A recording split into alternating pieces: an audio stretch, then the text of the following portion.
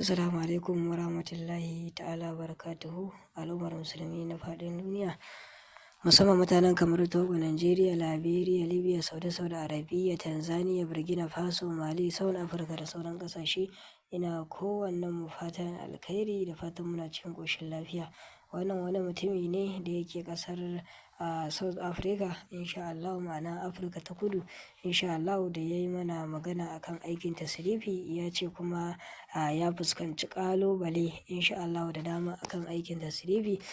Muka yi magana da shi insha Allah, sannan muka ba shi tabbaci bayan ya gamsu a WhatsApp insha Allah, sai kuma ya tura mana da kuɗin turarensa ta nita insha Allah. Muka sai turaruka guda 3 insha Allah, da Baitul Mali, da Kanzul Mali, da Safiris Money insha Allah. Muka gabatar masa da wannan sirri iznillahi ta'ala, inda ya samu kuɗi masu yawan gaske insha Allah.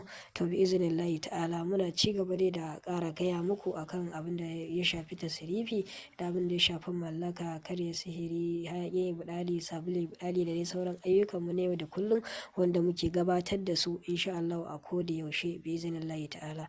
Mu muna so mutum sai ya samu tabbaci insha Allah, sannan za mu ɗora muku kalar turaren da muka yi amfani da shi bi iznillahi ta'ala insha Allah ta'ala.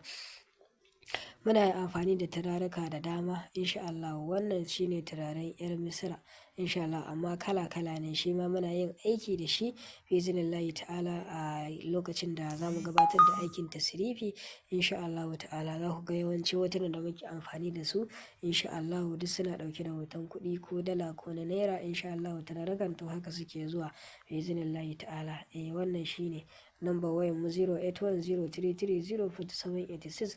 Domin ƙarin bayani da samun tabbaci ka kira mu a waya ko kuma kai mana magana a WhatsApp insha Allah, domin gabatar maka da aiki bi iznillahi ta'ala sahihin mujarrabin la shakka. Ko ka zo insha Allah.